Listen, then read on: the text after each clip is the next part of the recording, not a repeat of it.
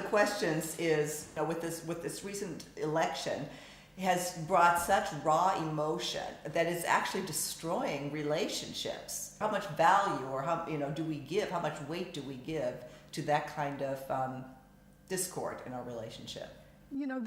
There's a lot to that question. One thing has to do with what your values are.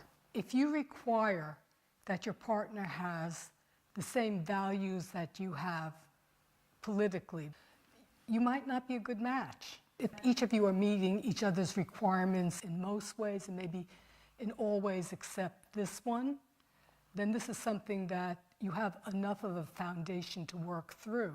So then it comes to, how do you negotiate that? And how do you deal with that? If you can actually have calm discussions on what your reasons are, and you can hear the person, maybe there can be a level of tolerance that can occur.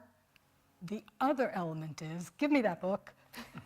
So that's why they do that. Men, women, and their hormones.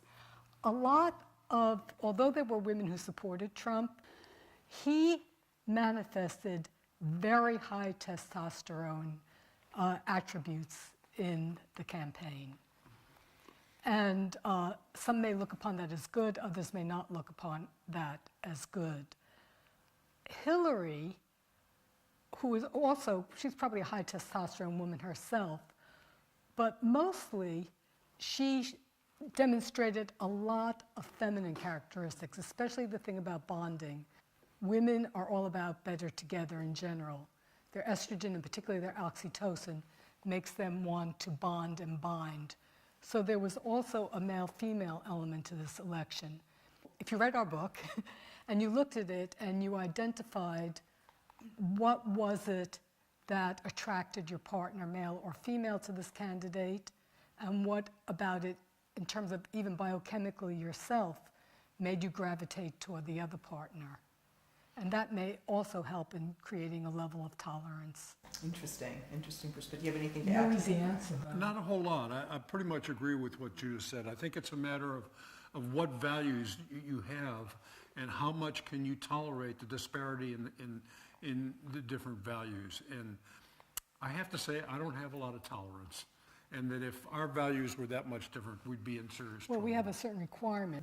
So to sum it up, the answer is, if this is something, if your values dictate that you need to have a close alignment, then politics can absolutely be important and should be taken seriously. Yeah. Yes. It can't be put aside, because that might be causing discord that's growing. Yeah, it could be festering under the surface. It certainly, you have to come to some agreement. You say, we can agree to disagree.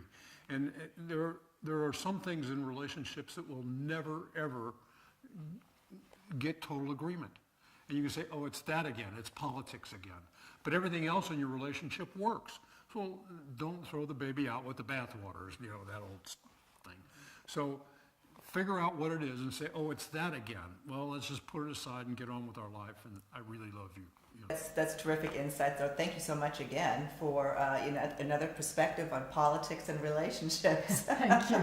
Tune in next time on Second Act TV.